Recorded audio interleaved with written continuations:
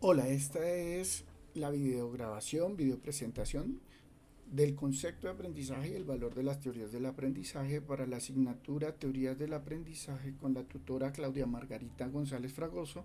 Mi nombre es Hernando Alexis Casallas Torres, estudiante del doctorado en Ciencias de la Educación. Bien, introducción. ¿Cuál es el propósito de esta u objetivo de esta exposición? Bien, es presentarles a ustedes a partir de una definición de aprendizaje construida de los elementos centrales que comparten las múltiples definiciones que hay del concepto, una definición sobre la misma, luego adentrarnos en la tipología y los fundamentos mismos de los diferentes tipos de aprendizaje que hay, también mostrarles cuál es el impacto directo, o sea, la importancia que tienen las teorías del aprendizaje y su impacto en la práctica docente, así como en la formación integral de los estudiantes, cerrando con algunas ideas sobre la importancia de estas para la práctica docente y la formación de estudiantes. Bien, en cuanto al concepto de aprendizaje, en las lecturas hechas encontramos una definición que recoge los elementos en común que tienen las definiciones entregadas por muchísimos autores de diferentes corrientes. Esta es, el aprendizaje es un cambio perdurable en la conducta o en la capacidad de comportarse de cierta manera, el cual es resultado de la práctica o de otras formas de experiencia. A partir de esta definición, los autores hacen una reflexión sobre tres elementos fundamentales del aprendizaje. El primero, que implica siempre un cambio. O sea, el estudiante o la persona que aprende desarrolla la capacidad de hacer algo de una manera diferente a como la venía haciendo, o simplemente a hacerla de una manera de la cual desconocía. Ahora bien, hay un debate sobre qué tanto debe durar ese cambio en el comportamiento. Entonces se incorpora el tercer elemento, que es la perduración en el tiempo. Se supone que los cambios deben ser duraderos a lo largo del tiempo. ¿Sí? No pueden ser cambios de comportamiento temporales o provisionales o muy cortos en el tiempo. Y por último, un elemento central del aprendizaje es que este ocurre a partir o a través de mecanismos como la práctica y la observación. ¿Listo? Y allí se le diferencia de otras maneras a partir de las cuales los seres humanos adquieren comportamientos nuevos que no están vinculados con la práctica necesariamente. Bien, tipos de aprendizaje. Bien, hay varios tipos de aprendizaje, no nos vamos a detener a explicar cada uno de ellos, pero sí vamos a mencionar algunos y su importancia para nosotros. Aprendizaje mecánico, significativo, de recepción, productivo, de conceptos, restringido, reproductivo y otros más.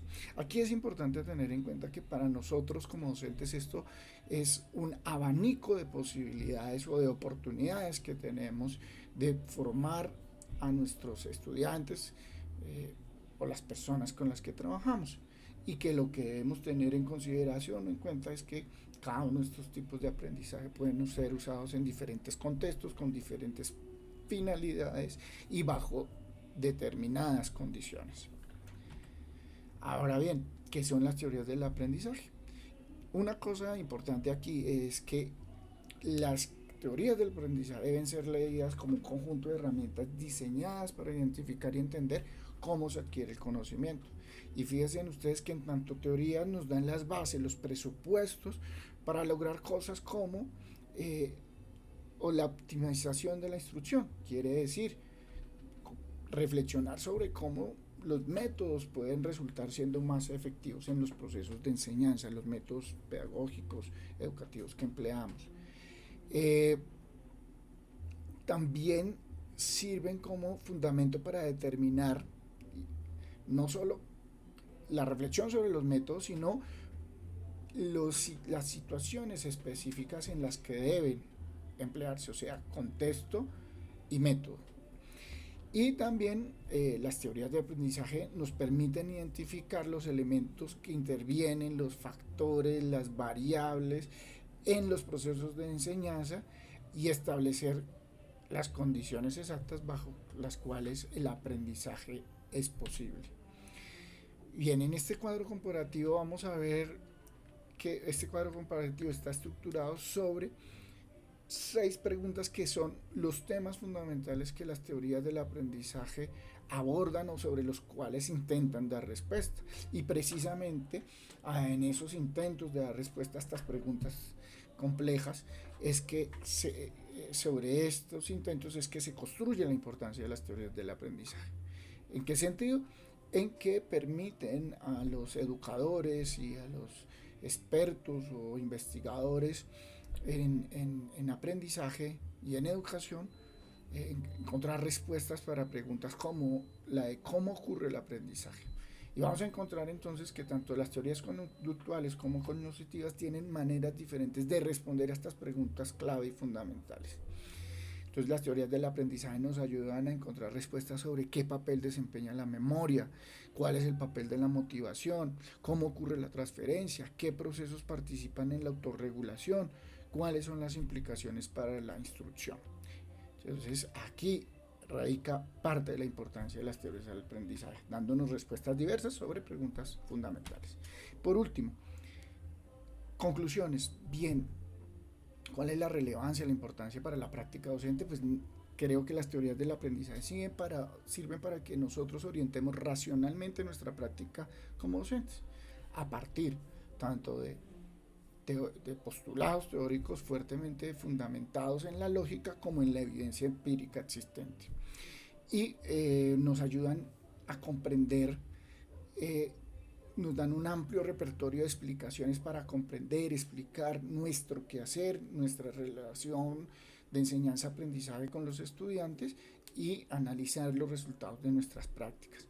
Sobre la base de estos dos elementos claves, también resulta importante en la práctica docente porque son sobre estos que podemos llevar adelante ejercicios de innovación educativa que nos permitan encontrar métodos de enseñanza cada vez más eficientes y que respondan mejor a los contextos en los que trabajamos.